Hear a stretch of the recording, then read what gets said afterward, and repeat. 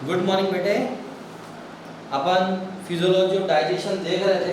तो physiology of digestion में अपन ने डिओडिनम तक का पूरा देख लिया। आज अपन डिओडिनम से आगे बढ़ते हैं। तो हमको ये मालूम है कि जो फूड बेटा स्टोमक से मूव करके डिओडिनम में आए, है ना, स्टोमक तक, तो उसमें क्या हुआ, गैस्ट्रिक जूस मिक्सअप हो गया। गैस्ट्रिक जूस मिक्सअप होके गैस्ट्रिक जूस ने अपनी एक्शन को परफॉर्म कर दिया। वो प्रोटीन का डाइजेशन जो है वहाँ पे फैसिलिटेट हुआ, बट प्रोटीन का डाइजेशन वहाँ पे कंप्लीट नहीं होता। मतलब अगर हम स्टोमक में देखें तो प्रोटीन के डाइजेशन की शुरुआत होती है, बट कंप्लीट नहीं होता है।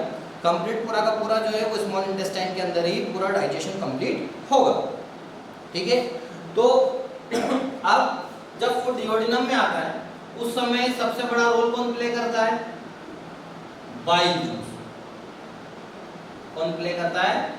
Bile juice. हमको ये मालूम है, जैसे ये डिओडिनम है बेटे, ये सी शेप का स्ट्रक्चर डिओडिनम, और इधर मान लेते हैं ये लीवर है।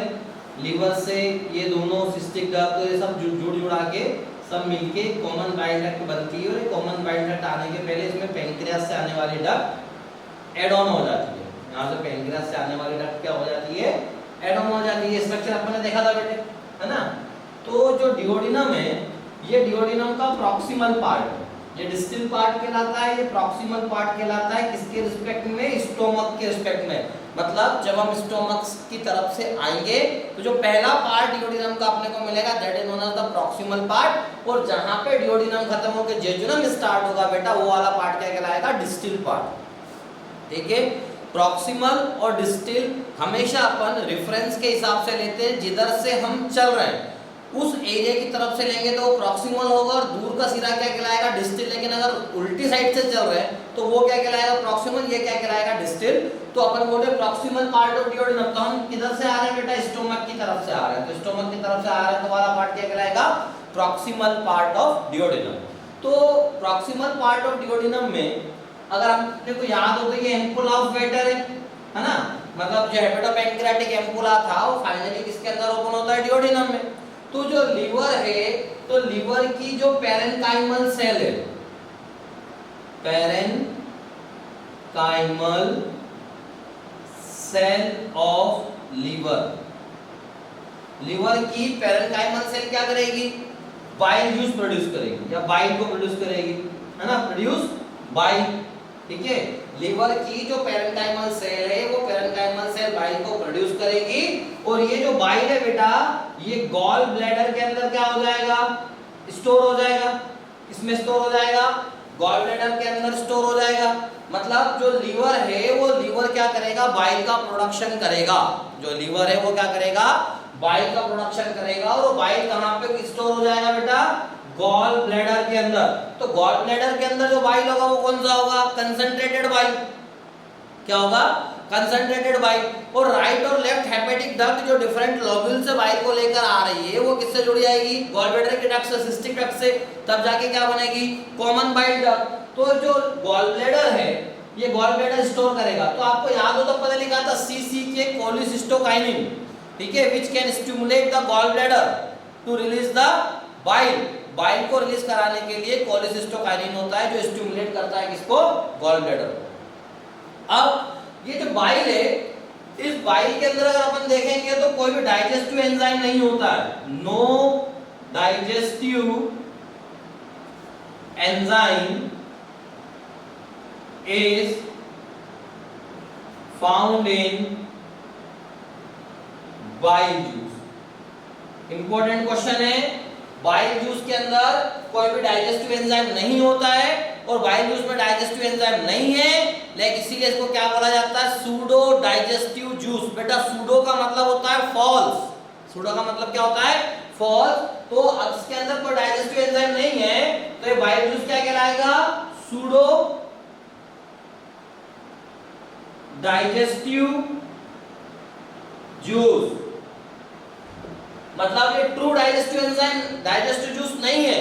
इट्स ए सूडो डाइजेस्टिव, क्योंकि इसके पास में एंजाइम नहीं है।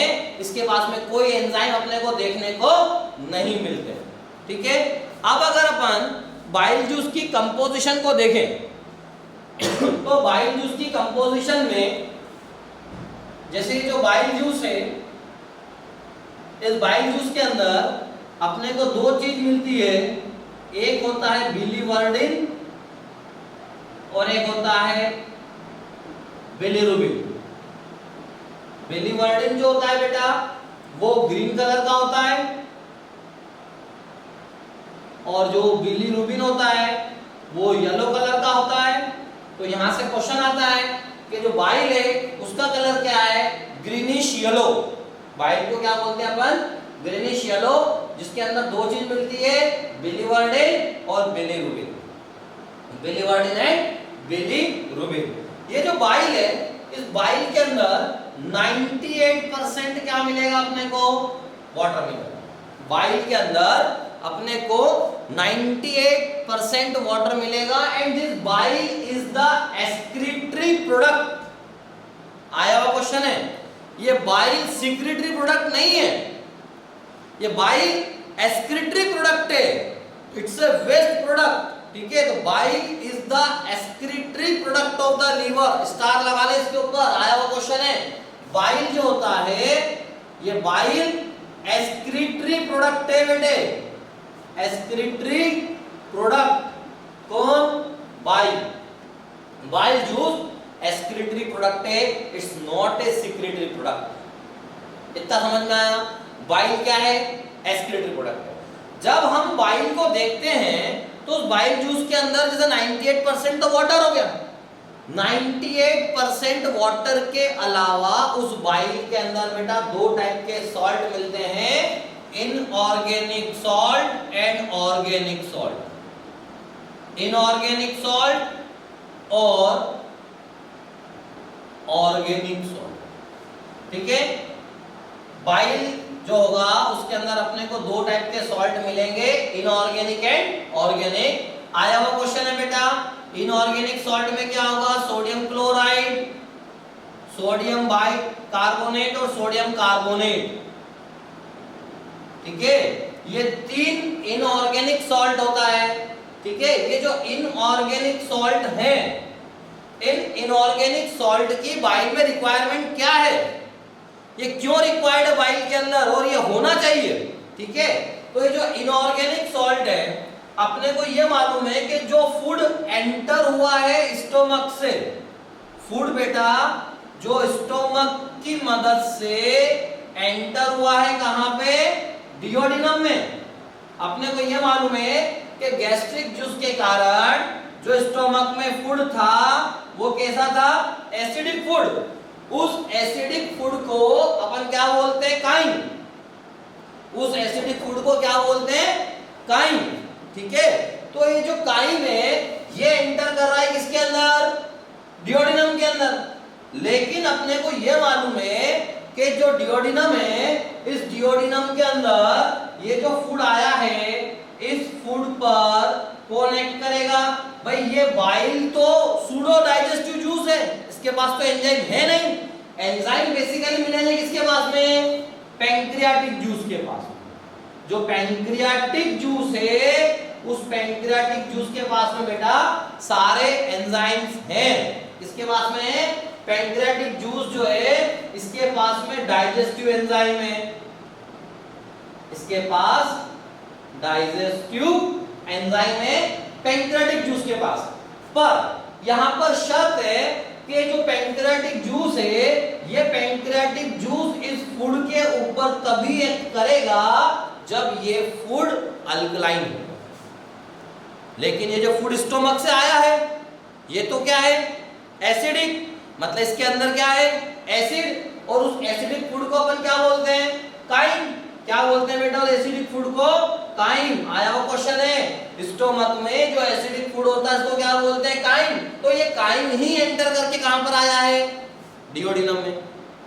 कहां पर आया है, डियोडिनम में। तो जैसे ही काइम स्टोमक से डियोडिनम के अंदर एंटर करेगा और हम चाह रहे हैं कि इसके ऊपर कौन एक्शन परफॉर्म करे, पैंक्रियाटिक जूस, तो पहले इस काइम को जो एसिडिक है इसको बेसिक होना पड़ेगा, और जब ये बेसिक होगा तब इसका नाम हो जाएगा काइम।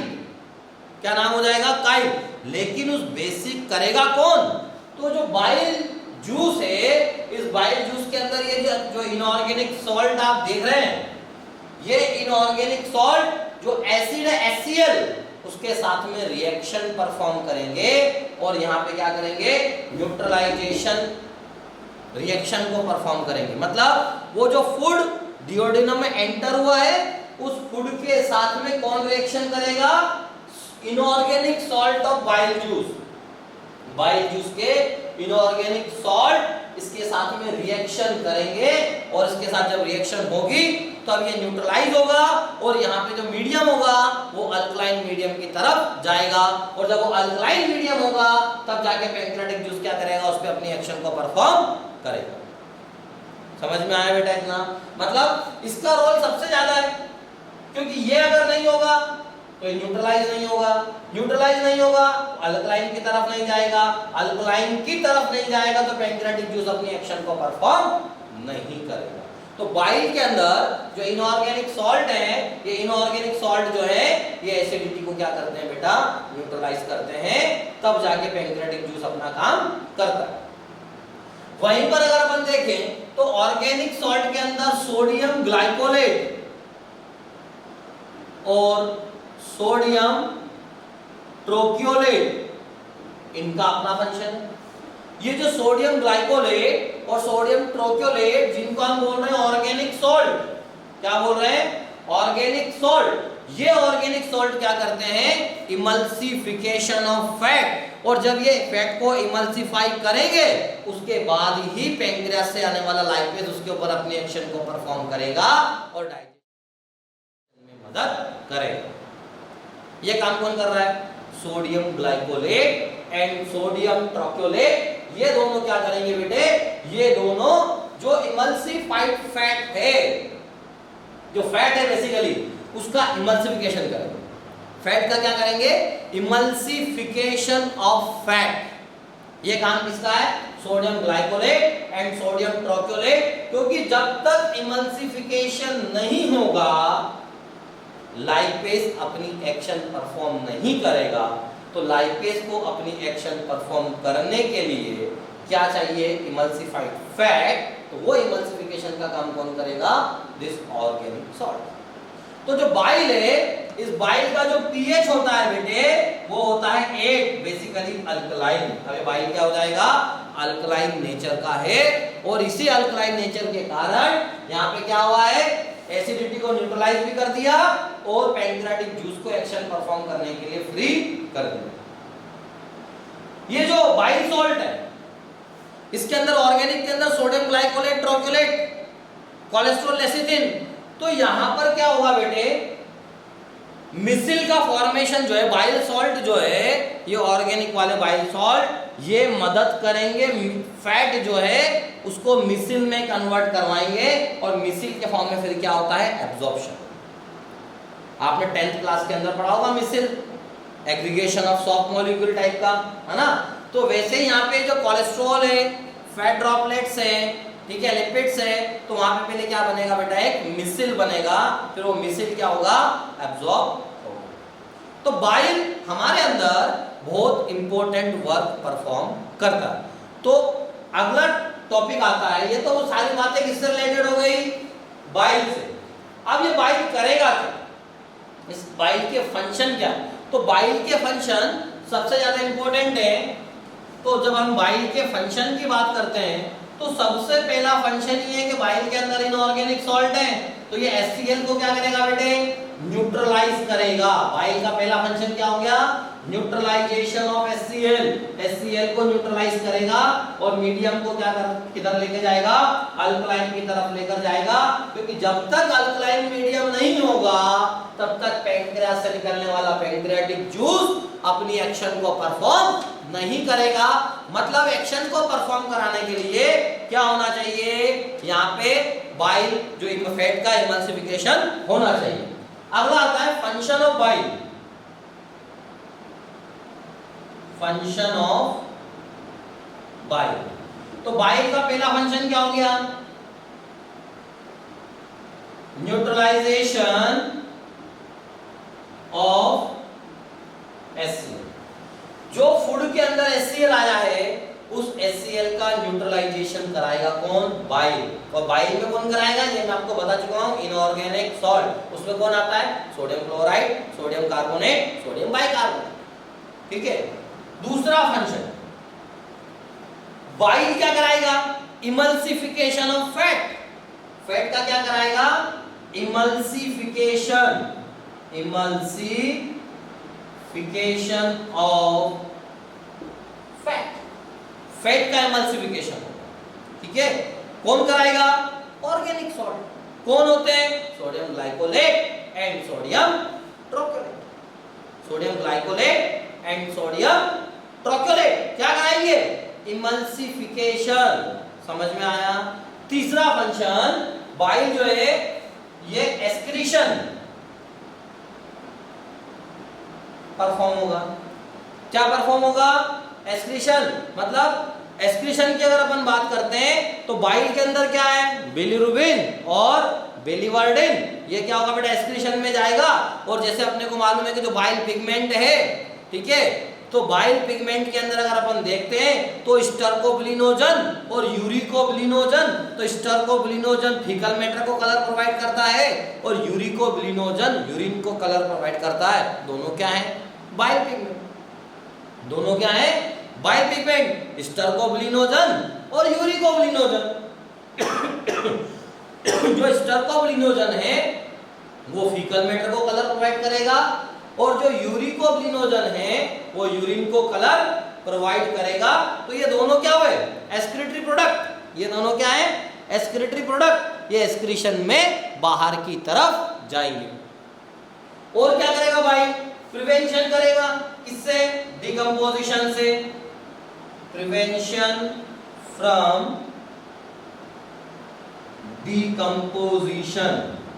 देखिए, जो फूड डिओडिनम में आया है, जो फूड डिओडिनम में आया है उसको डिकम्पोज होने से बचाएगा कौन?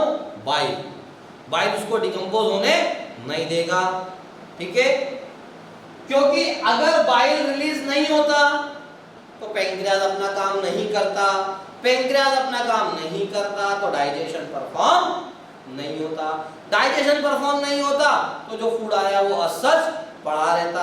पड़े पड़े धीरे धीरे क्या होने लगता? उसका डिकम्पोजिशन। तो उस डिकम्पोजिशन से रोकने वाला कौन है? बाइल। क्योंकि बाइल के आने से प्रोसेस क्या हो गई? कैटालाइज, इनिशिएट हो गई। रेट ऑफ रिएक्शन क्या हो गया? उसका बढ़ गया, क्योंकि इसने इमल्सिफिकेशन को परफॉर्म कर दिया। इमल्सिफिकेशन हो गया तो लाइपेज ने अपनी एक्टिविटी को परफॉर्म कर दिया, तो डिकम्पोजिशन को क्या करेगा? रोकेगा।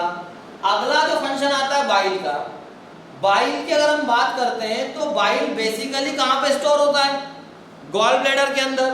बाइल को अगर हम देखें तो बाइल स्टोर कहां पे है? Gall bladder. और गॉल ब्लैडर के अंदर बाइल कैसा है बेटा? कंसंट्रेट, कंसंट्रेट बाइल है। और गॉल ब्लैडर एक छोटा सा ऑर्गन है जो लिवर के साथ में राइट लोब में अटैच होता है इंफीरियर सरफेस पे। तो ये जो गॉल ब्लैडर है, इस गॉल ब्लैडर के डक्ट को क्या बोलते हैं? Cystic duct. क्या बोलते हैं? Cystic duct. अगर यहाँ पर बाइल जो है वो प्रेसिपिटेट हो गया तो बाइल के प्रेसिपिटेट होने से यहाँ पे क्या हो जाएगा? Stone formation. क्या हो जाएगा? Stone formation. अब अगर बेटा स्टोन बन गया तो बाइल जूस जो है वो कहां पे? सिस्टिक डक्ट की मदद से बाहर निकलेगा क्या? नहीं निकलेगा।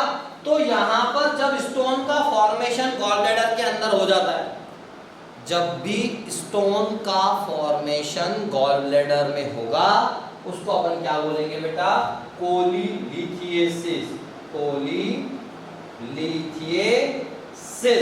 लिथिएसिस का मतलब होता है फॉर्मेशन ऑफ स्टोन। तो अगर गॉल ब्लैडर में स्टोन हो गया तो हम सर्जरी से वो स्टोन नहीं निकाल सकते, क्योंकि गॉल ब्लैडर बहुत छोटा सा ऑर्गन होता है और उसकी डक्ट भी बहुत छोटी होती है। तो हम क्या करते हैं? पूरे के पूरे गॉल ब्लैडर को ही रिमूव कर देते हैं। इसको बोलते हैं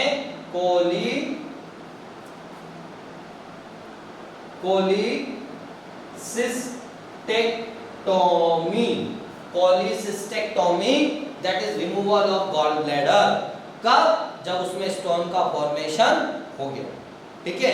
तो टॉमी वर्ड हम वहां पर लगाएंगे बेटा जब भी अपने को किसी चीज को रिमूव करना हो। जैसे मैं बोल रहा हूं hysterectomy, hysterectomy, hystera word is used for uterus और टोमी मींस रिमूवल। तो जब फीमेल के अंदर due to any reason uterus को निकाला जाता है ऑपरेट करके परमानेंटली, तो उसको बोलते हैं हिस्टीरेक्टोमी। जैसे मैंने आपको इसी चैप्टर में बताया था टॉन्सिलेक्टोमी, टॉन्सिल्स का रिमूवल पहला टाइम, वैसे ही बेटा यहाँ पे क्या होता है cholecystectomy, that is removal of gall bladder, gall bladder को रिमूव करना। अब जिस व्यक्ति का गॉल ब्लैडर अगर रिमूव हो गया, उस पर्टिकुलर पेशेंट के अंदर, पर्टिकुलर व्यक्ति के अंदर कंसंट्रेट बाइल नहीं होगा। अगर कंसंट्रेटेड बाइल नहीं है तो डाइजेशन पे फर्क आएगा, डाइजेशन अफेक्टेड होगा, तो फिर ऐसे पर्सन को हम फैट रिच डाइट नहीं दे सकते। समझ में आया?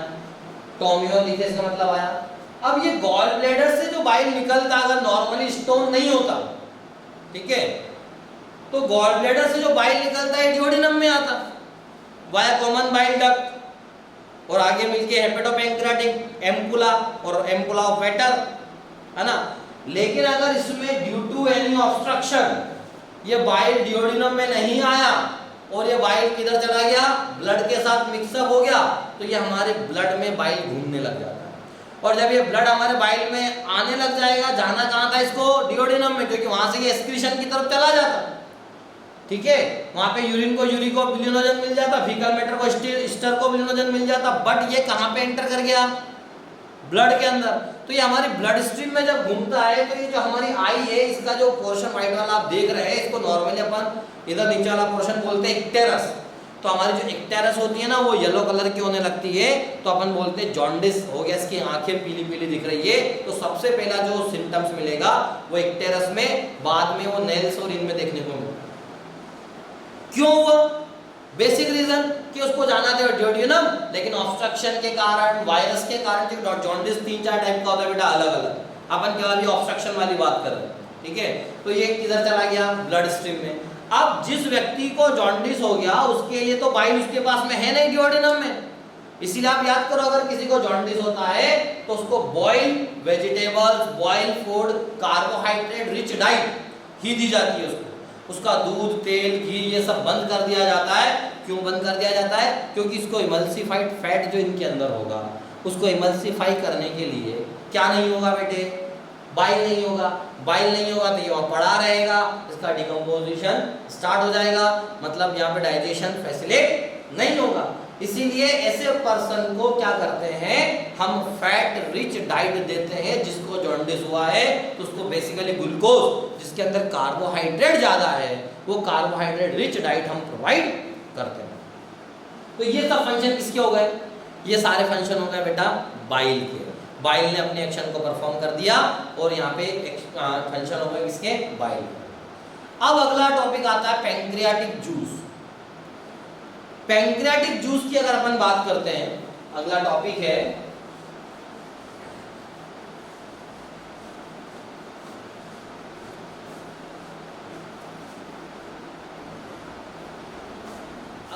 आता है पैंक्रियाटिक जूस।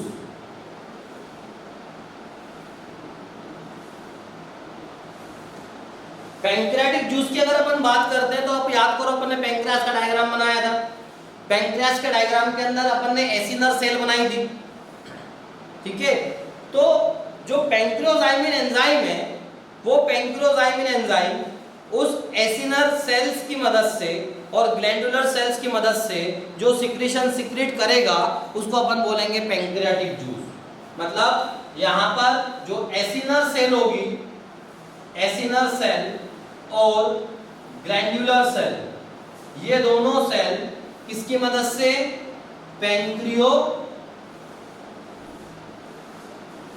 पैंक्रियोजाइमिन एंजाइम की मदद से क्या निकालेगी, पैंक्रियाटिक जूस। क्या निकालेगी, पैंक्रियाटिक जूस, ठीक है। और यही पैंक्रियाटिक डक्ट जो एक्सोक्राइन पार्ट है, बेसिकली एक्सोक्राइन पार्ट मतलब 99% पार्ट कैसा था उसका, एक्सोक्राइन। तो एक्सोक्राइन पार्ट के यहां से जो डक्ट आ रही थी, क्या नाम था उसका, डक्ट ऑफ विल्सन। वो क्या करेगी, इस पैंक्रियाटिक जूस को लेकर आएगी और कॉमन बाइल डक्ट के साथ में जुड़कर हेपेटोपैंक्रियाटिक एम्पुला बनाकर डिओडिनम के अंदर डालेगी। तो ये जो पैंक्रियाटिक जूस है, इस पैंक्रियाटिक जूस का per day 1 to 1.5 litre per day बेटा सिक्रीशन होता है। इसका पीएच 7.5 से लेकर 8.3 होता है। इसका जो पीएच होता है वो 7.5 से लेकर 8.3 क्या होता है, इसका पीएच होता है। तो जो पैंक्रियाटिक जूस है ये बेसिकली अगर अपन देखें तो इसका नेचर क्या हो गया, पीएच कितना इसके अंदर 7.5, मतलब क्या हो गया ये अल्कलाइन। दूसरा, ये जो पैंक्रियाटिक जूस है इस पैंक्रियाटिक जूस का कोई कलर नहीं होता तो इसको बोलते हैं कलरलेस। ठीक है, अब अल्कलाइन हो गया, कलरलेस हो गया, लेकिन ये काफी ओडोरिफेरस होता है। ओडोरिफेरस मतलब बेटा ये बहुत ज्यादा स्मेल करता है, दैट इज ओडोरिफेरस। तो पैंक्रियाटिक जूस जो है, उस पैंक्रियाटिक जूस की अगर अपन बात करें तो उस पैंक्रियाटिक जूस का नेचर कैसा होगा, अल्कलाइन होगा, कलरलेस होगा, ओडोरिफेरस होगा। और पैंक्रियाटिक जूस के अंदर अगर हम देखें तो केवल और केवल इनऑर्गेनिक सॉल्ट मिलते हैं, ऑर्गेनिक सॉल्ट पैंक्रियाटिक जूस के अंदर नहीं होते हैं। मतलब यहां पर हम देखेंगे तो अपने को केवल इनऑर्गेनिक सॉल्ट ही देखने को मिलेंगे। ठीक है, तो अल्कलाइन नेचर हो गया, कलरलेस हो गया, ओडोरिफेरस काफी स्मेल करता है, पीएच हो गया, पर डे सिक्रीशन हो गया, इनऑर्गेनिक सॉल्ट हो गया। कहां से सिक्रीट होगा, ऐसे नर्व सेल से सिक्रीट होगा। कौन सा एंजाइम से स्टिमुलेट होगा, पैंक्रियोजाइमिन से क्या होगा बेटा, ये स्टिमुलेट होगा। ठीक है, अब पैंक्रियास से निकलने वाला जो जूस है, उस पैंक्रियाटिक जूस के अंदर अपने को पैंक्रियाटिक अमाइलेज मिलेगा। क्या मिलेगा बेटा, पैंक्रियाटिक अमाइलेज। ठीक है, अब देखो अपन एक एक को जरूर डिस्कस करते हैं। जैसे अपन को ये मालूम है कि पैंक्रियास से निकलने वाला जो जूस है, उस जूस के अंदर डिफरेंट डिफरेंट टाइप के एंजाइम होते हैं। तो अपन ने बोला पैंक्रियाटिक अमाइलेज। अब ये अमाइलेज वर्ड आ गया, इट मींस क्या हो गया बेटा, डाइजेशन ऑफ कार्बोहाइड्रेट। इसका डाइजेशन, कार्बोहाइड्रेट, कार्बोहाइड्रेट मतलब स्टार्च, मतलब स्टार्च पे कौन एक्शन परफॉर्म करेगा, अल्फा अमाइलेज। कौन करेगा, अल्फा अमाइलेज। किसमें तोड़ेगा इसको, maltose plus alpha dextrin, maltose plus alpha dextrin. मैं इस इक्वेशन को थोड़ा सा लिख देता हूं, शायद इधर विजिबल नहीं होगा बेटे। तो जो स्टार्च है, स्टार्च, इसके ऊपर कौन ऐड करेगा, अल्फा अमाइलेज। कहां से आएगा, पैंक्रियाटिक जूस से आएगा, और इसको किसमें तोड़ देगा, maltose plus alpha dextrin, maltose plus alpha dextrin.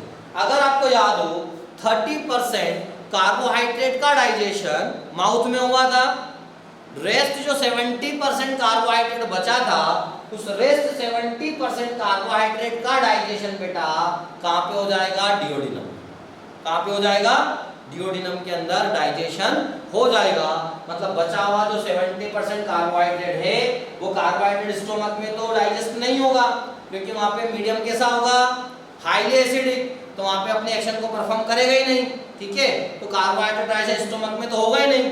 Stomach में केवल किसका शुरू हुआ था, प्रोटीन का। ठीक है, तो जो बचा हुआ 70% कार्बोहाइड्रेट है, उसका डाइजेशन कहां पर होगा बेटे, डिओडिनम। फिर क्या होगा, डिओडिनम के अंदर अगर हम देखेंगे तो यहां पर आएगा ट्रिप्सिनोजन।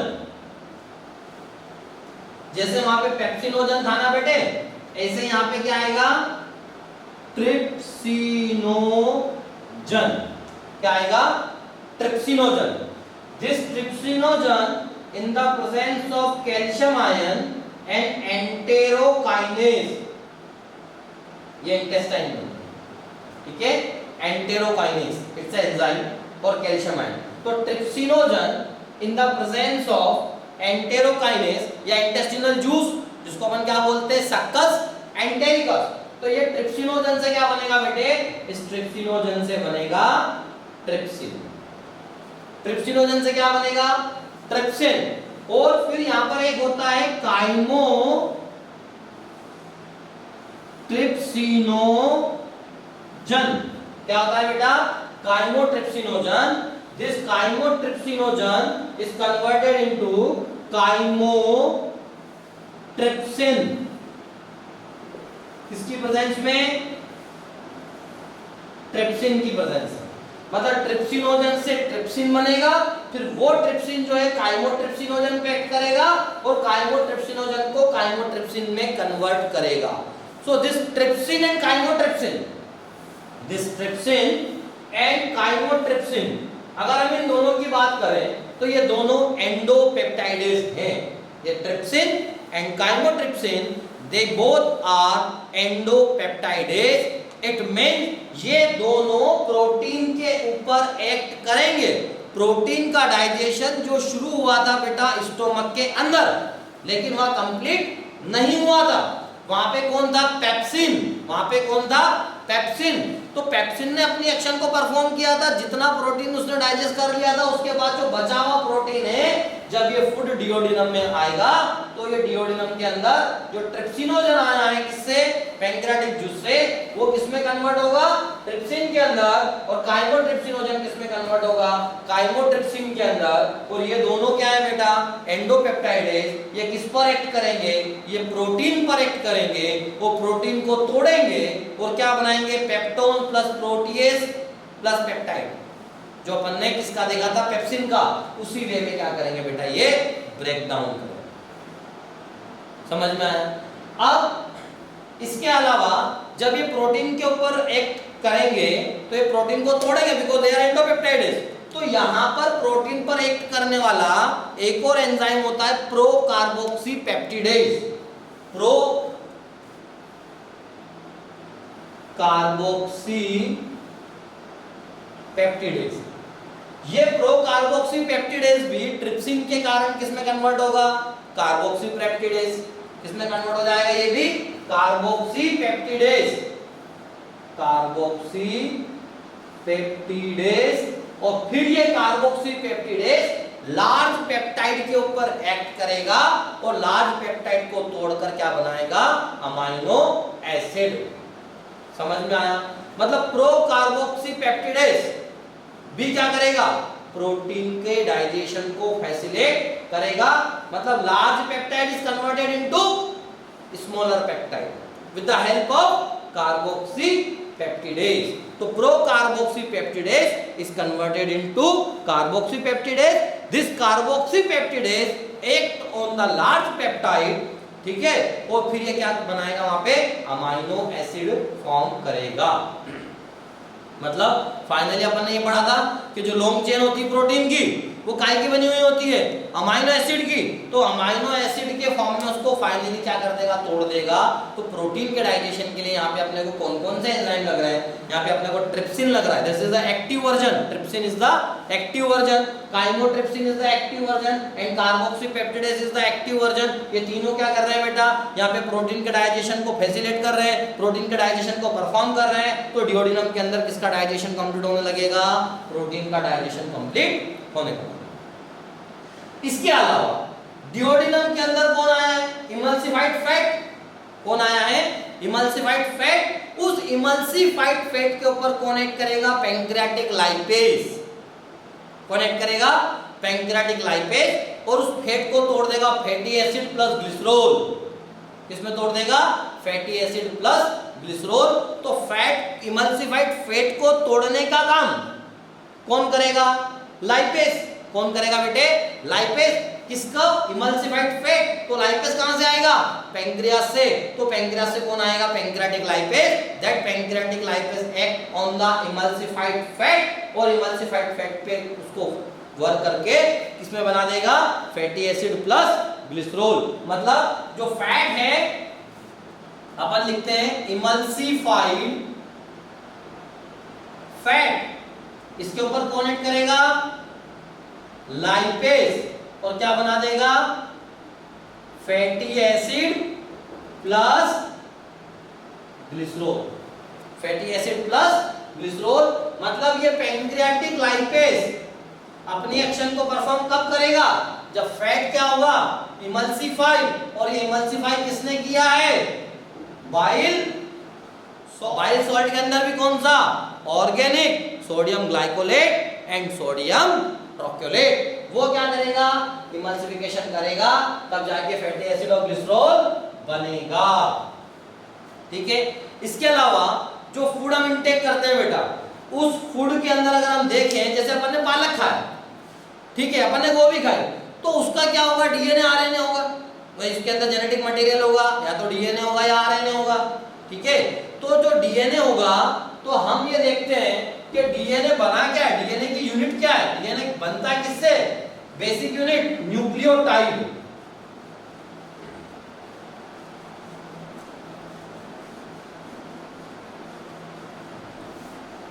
देखिए, अगर हम डीएनए की बात करें, डीएनए का फुल फॉर्म क्या है, डीऑक्सीराइबोन्यूक्लिक एसिड, डीऑक्सीराइबोन्यूक्लिक एसिड। ठीक है, deoxyribonucleic acid that is DNA. ठीक है, जो भी आप वेज नॉन वेज खाओगे उसके अंदर उसका पर्टिकुलर क्या होगा, जेनेटिक मटेरियल होगा। तो ये जो डीएनए है, इस डीएनए के अंदर 4 नाइट्रोजनस बेस होते हैं। कितने नाइट्रोजनस बेस होते हैं, 4। इसके अंदर 4 N2 बेस होते हैं बेटा, एडेनिन, ग्वानिन, साइटोसिन और थायामीन, जिसमें से अगर ये आरएनए होगा तो थायामीन की जगह पर क्या आ जाता है, यूरासिल, मतलब थायामीन रिप्लेस हो जाएगा किससे, यूरासिल से। ये 4 नाइट्रोजनस बेस होते हैं। तो बेसिकली अपन बात कर रहे हैं कि डीएनए क्या है, जैसे अपन बोलते हैं प्रोटीन क्या है, तो long chain of amino acid. तो वैसे डीएनए क्या है, क्योंकि जो डीएनए पे एक्ट करने वाला एंजाइम होगा ना, उसको अपन बोलते हैं न्यूक्लियस। क्या बोलते हैं, न्यूक्लियस।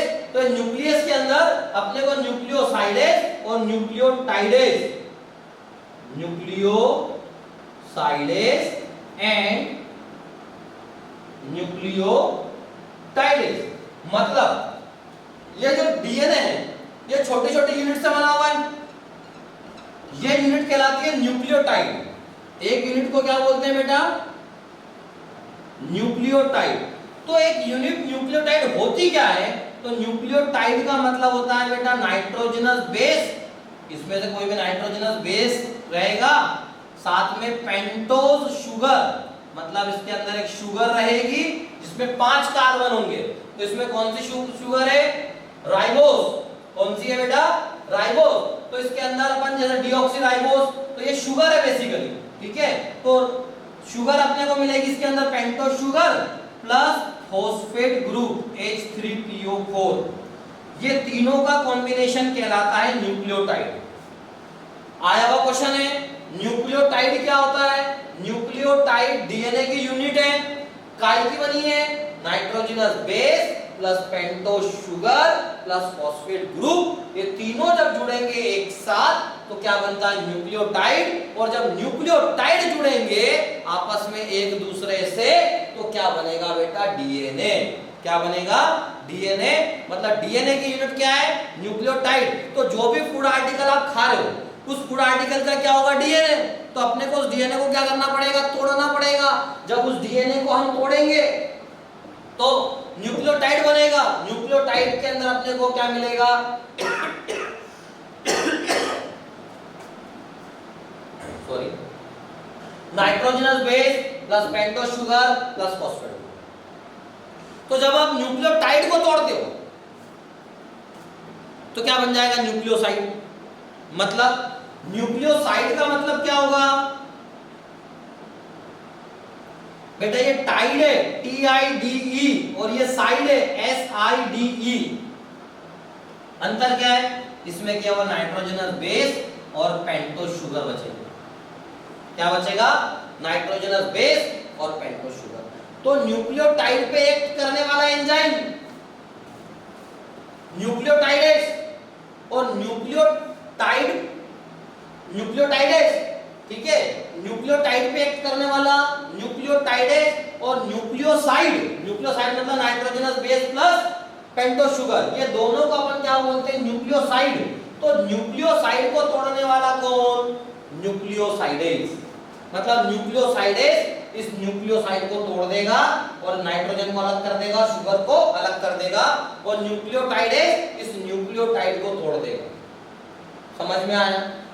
तो यहाँ पे क्या हो जाएगा, डीएनए का डाइजेशन, मतलब जो जेनेटिक मटेरियल उसके अंदर है उसका भी क्या हो चुका है यहाँ पे, डाइजेशन। तो पैंक्रियाटिक जूस जो है ये मैक्सिमम डाइजेशन को परफॉर्म करा देता है कहां पर, डिओडिनम के अंदर। तो डिओडिनम के अंदर बाइल जूस भी आ गया, डिओडिनम के अंदर पैंक्रियाटिक जूस भी आ गया, और इन दोनों ने मिलके क्या कर दिया, डाइजेशन। अगर अपन देखेंगे तो अपन ने यहाँ पर वो सारे चीज जो हमारे डिओडिनम में आई थी उन सब का डाइजेशन देखा। इसमें एक चीज आप ध्यान रखिए कि अपन ने फैट को डाइजेस्ट कराने के लिए किसको देखा बेटा, यहाँ पे लाइपेज। तो जितने भी फैट डाइजेस्टिंग एंजाइम बेसिकली यहाँ पर आते हैं, क्योंकि फैट के अंदर अकेला फैट, इमल्सिफाइड फैट, इसके अलावा फॉस्फोस्टिरोल, कोलेस्ट्रॉल अलग अलग होता है। तो जितने भी फैट को डाइजेस्ट करने वाले एंजाइम्स होते हैं उन सबको कलेक्टिवली क्या बोला जाता है, स्टेप्सिन्स। स्टेप्सिन्स का मतलब ही क्या होगा, फैट डाइजेस्टिंग एंजाइम। तो उसके अंदर कोलेस्ट्रॉल स्टीरेज, फॉस्फोस्टीरेज, ठीक है, ये सब इसके अंदर आ जाएंगे। ये बात सारी कहाँ की हो गई बेटा, मैक्सिमम डाइजेशन कहाँ पे हो गया, मैक्सिमम डाइजेशन हो गया डिओडिनम। अब फूड एंटर कहाँ पे करेगा, जेजुनम के अंदर। फूड कहाँ पे एंटर करेगा, जेजुनम के अंदर। तो जैसे ही फूड जेजुनम के अंदर एंटर करेगा, जैसे ही फूड जेजुनम के अंदर एंटर करेगा तो डिओक्राइनिन और एंटीडोक्राइनिन सुना था आपने। तो जो क्रिप्टोफ्लाइवर खून है वो क्रिप्टोफ्लाइवर खून स्टिमुलेट होगा, और क्रिप्टोफ्लाइवर खून के स्टिमुलेट होने से यहाँ पे क्या रिलीज होने लगेगा, succus entericus, that is known as intestinal juice. मतलब हम देखते हैं कि मैक्सिमम डाइजेशन तो कहां पर हो गया, मैक्सिमम डाइजेशन हो गया बेटा डिओडिनम के अंदर। लेकिन इसके बाद भी जो कुछ बचा हुआ है वो फूड कहां पे एंटर करेगा, वो फूड एंटर करेगा जेजुनम और इलियम के अंदर। आप जेजुनम और इलियम याद करो, जेजुनम और इलियम के अंदर अपन ने वहां पे क्रिप्टोफ्लाइवर खून बनाया था। तो वो जो क्रिप्टोफ्लाइवर खून है वो बेटा स्टिमुलेट होगा, वो स्टिमुलेट होके वहां से कुछ सिक्रीशन सिक्रीट करेगा, जिसको अपन क्या बोलते हैं, सक्कस एंटेरिकस, सक्कस एंटेरिकस, या इसको अपन क्या बोलते हैं, इंटेस्टिनल जूस। मतलब जेजुनम के अंदर सक्कस एंटेरिकस और इंटेस्टिनल जूस अपने को देखने को मिलेगा। तो ये इंटेस्टिनल जूस या सक्कस एंटेरिकस आएगा कहां से, ये आएगा बेटा कहां से, क्रिप्ट ऑफ लाइवर खून। इसके अलावा अगर आपको याद हो तो अपन ने ब्रूनर ग्लैंड लिखा था, फिर अपन ने वहां पे किसी जगह पे लिखा था नॉन एंजाइमेटिक पार्ट और एंजाइमेटिक पार्ट। पिछले लेक्चर में मैंने आपको बताया था। तो वो एंजाइमेटिक और नॉन एंजाइमेटिक पार्ट मिलकर क्या बनाते हैं, पेनिस सेल, याद करो, ठीक है। तो ब्रूनर ग्लैंड, पेनिस सेल, इनका जो सिक्रीशन है वो सिक्रीशन मिलके क्या बनेगा, succus entericus, intestinal juice. Basically क्या होगा, ये अल्कलाइन नेचर का होगा ये भी, ठीक है। तो क्रिप्टोफ्लाइवर खून जो है क्या प्रोड्यूस करेगा, इंटेस्टिनल जूस या सक्कस एंटेरिकस। अगर हम देखें तो ये सक्कस एंटेरिकस जो है इसका भी नेचर कैसा है, अल्कलाइन। ये इसका नेचर भी क्या है बेटा, अल्कलाइन। इसके अंदर 99% तो वाटर होता है और लेस देन 1% इसके अंदर क्या मिलेगा, डाइजेस्टिव एंजाइम्स, डाइजेस्टिव एंजाइम्स, ठीक है। तो इसके अंदर डाइजेस्टिव एंजाइम बहुत कम मात्रा में पाए जाते हैं। लेकिन यहां पर जो ब्रश बॉर्डर सेल होगी, कहां पर, जेजुनम और इलियम के अंदर जो विलाई लाइक स्ट्रक्चर बनेगा बेटा, उसकी जो ब्रश बॉर्डर सेल होगी वहां पे अपने को क्या मिलेगा, गॉबलेट सेल। और वो गॉबलेट सेल क्या निकालेगी, म्यूकस। क्या निकालेगी, म्यूकस। तो वो म्यूकस और ये सक्कस एंटेरिकस ये दोनों मिलके उस वॉल को HCl अगर थोड़ा बहुत बचा है यहां पर पीछे से जो आया है तो उसके अगेंस्ट प्रोटेक्शन प्रोवाइड करेगी। तो जो ब्रश बॉर्डर सेल्स है और जो गॉबलेट सेल्स है वहां से क्या मिलेगा अपने को, म्यूकस मिलेगा, और उस म्यूकस के साथ में ये अल्कलाइन सॉल्यूशन क्या हो जाएगा, अल्कलाइन जूस क्या हो जाएगा बेटा, ऐड हो जाएगा, और ये वॉल को क्या करेगा, प्रोटेक्शन प्रोवाइड करेगा। इतना समझ में आया? ठीक है। अब ये जो सक्कस एंटेरिकस है इसको अपन क्या बोल रहे हैं, इंटेस्टिनल जूस। इस इंटेस्टिनल जूस के अंदर भी कुछ एंजाइम प्रेजेंट होते हैं, जैसे डाइसैकेराइडेज, पेप्टाइडेज, ठीक है, लाइपेज, मतलब जो कुछ बचा हुआ पार्ट है जिसका डाइजेशन डिओडिनम तक कंप्लीट नहीं हुआ है, वो सारा का सारा डाइजेशन, चाहे वो कार्बोहाइड्रेट हो, चाहे प्रोटीन हो, चाहे फैट, कहां पे कंप्लीट हो जाएगा, जेजुनम के अंदर। तो डाइजेशन कहां पर होगा, मैक्सिमम डिओडिनम में, लेकिन कंप्लीट कहां पे होगा बेटे, जेजुनम के अंदर। और जो भी डाइजेशन हुआ है इसका एब्जॉर्प्शन कहां पे होगा, जेजुनम के अंदर, क्योंकि वहां पर विलाई क्या है, सबसे ज्यादा, तो एब्जॉर्प्शन वहां पे क्या होगा, सबसे ज्यादा। तो जो डाइसैकेराइडेज एंजाइम है, फिर यहां पे मैं बोल रहा हूं डाइसैकेराइडेज,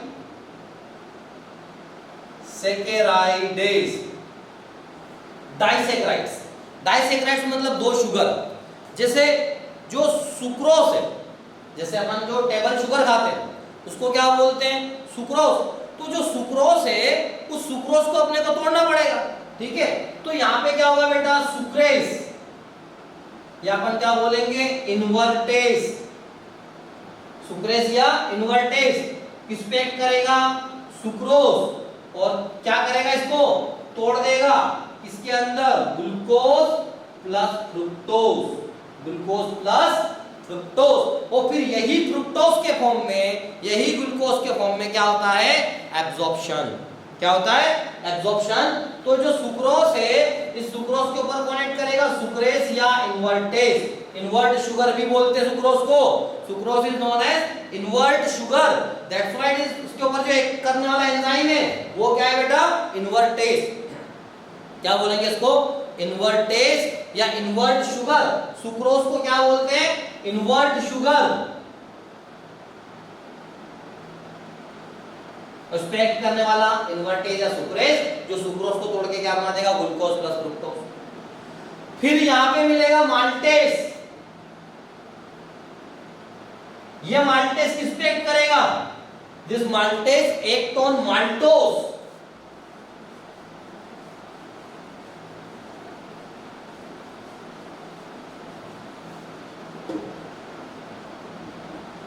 माल्टोज, ये भी डाइसैकेराइडेज है, कौन ऐड करेगा, माल्टेज, क्या बनेगा, glucose plus galactose, glucose plus galactose, that is maltose. मतलब माल्टोज अगर टूटा तो क्या बन जाएगा, माल्ट शुगर।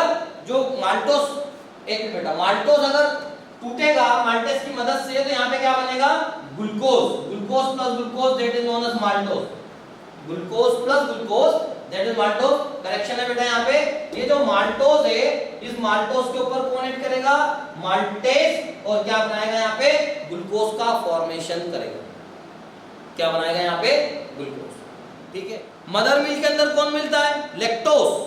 क्या मिलता है, लैक्टोज। तो उस मदर मिल्क को क्या करेगा, डाइजेस्ट करेगा, कौन, लैक्टेज। तो लैक्टेज केवल ह्यूमन के अंदर मिलेगा, ठीक है, और ह्यूमन के अंदर ये किस पे एक्ट करेगा, मदर मिल्क के ऊपर एक्ट करेगा, ठीक है, और वो मिल्क शुगर को किसमें कन्वर्ट कर देगा, ग्लूकोज प्लस गैलेक्टोज। तो lactose that is equals to glucose plus galactose, lactose that is equals to glucose plus galactose, ठीक है। तो यहां पे कौन ऐड करेगा, लैक्टेज।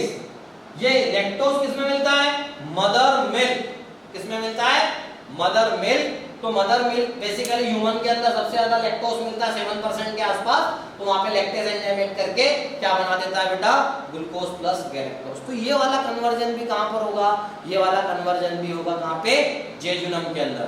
उसके बाद में यहाँ पे इंटेस्टिनल लाइपेज मिलेगा, वो इंटेस्टिनल लाइपेज जो बचा हुआ लाइपेज उसको तोड़ेगा, यहाँ पे न्यूक्लियस मिलेगा, वो बचा हुआ जितना भी न्यूक्लियोसाइड जो बचा हुआ है उसको क्या कर देगा, ब्रेक कर देगा। मतलब इंटेस्टिनल जूस के अंदर अपने को सुक्रेज मिलेगा, माल्टेज मिलेगा, लाइपेज मिलेगा, इंटेस्टिनल लाइपेज मिलेगा। ठीक है, इसमें अपने को बेटा sucrase, maltase, lactase, intestinal lipase और न्यूक्लियस, ये एंजाइम्स मिलेंगे। तो इसके अंदर न्यूक्लियोसाइडेज, न्यूक्लियोटाइडेज, ये सब आ जाएंगे। मतलब कंप्लीट डाइजेशन खत्म हो जाएगा कहां पे, जेजुनम के अंदर। ठीक है, अब small intestine, large small intestine से कहां पहुंचेगा, लार्ज इंटेस्टाइन के अंदर। तो लार्ज इंटेस्टाइन के अंदर किसी भी प्रकार का डाइजेशन नहीं होगा, केवल एब्जॉर्प्शन होगा। वहां पे वाटर और सर्टेन ड्रग्स, इनका क्या होगा बेटा, केवल एब्जॉर्प्शन होगा, वहां पे डाइजेशन नहीं होगा। लार्ज इंटेस्टाइन में कोई भी डाइजेशन नहीं होता है, लार्ज इंटेस्टाइन में केवल क्या होता है, एब्जॉर्प्शन। तो अपन ने जो माउस से स्टार्ट किया था वो यहां तक आके खत्म हो गया। This is the physiology of digestion. अब इसके बाद इसमें अगला टॉपिक आता है, that is absorption of the digested food, कि जो फूड डाइजेस्ट हुआ है और उसके जो फाइनल प्रोडक्ट बने, ग्लूकोज, गैलेक्टोज, ग्लूकोज फ्रुक्टोज, ये जो भी फाइनल प्रोडक्ट बने हैं इनका क्या होना, एब्जॉर्प्शन होना। तो अगले लेक्चर में अपन पढ़ेंगे absorption of the digested food. ठीक है, वो लास्ट पार्ट होगा, क्योंकि एब्जॉर्प्शन के बाद में इजेशन और यहाँ पे डाइजेशन चैप्टर क्या हो जाएगा, खत्म। इसी का एक सब ऑर्डिनेट से इसका सब के साथ में एक बार हम पढ़ते हैं विटामिन, तो एक लेक्चर का होगा विटामिन। मतलब डाइजेशन जो टॉपिक है ये बेटा बस एक लेक्चर का बचा है, जिसमें हमको क्या देखना है, हमको एब्जॉर्प्शन और इजेक्शन और इसके डिसऑर्डर्स, 2-3 डिसऑर्डर्स दिए हुए एनसीईआरटी के अंदर, वो डिसऑर्डर्स अपने को देखना है। ये चैप्टर अपना पूरा का पूरा खत्म। तो यहाँ पे बेटा डाइजेशन जो है पूरा का पूरा कंप्लीट हो गया। समझ में आया? अगले लेक्चर में अपन एब्जॉर्प्शन से बेटा स्टार्ट करेंगे। यहाँ तक जो है वो आप पढ़कर रखिए, यहाँ तक आपके काम का।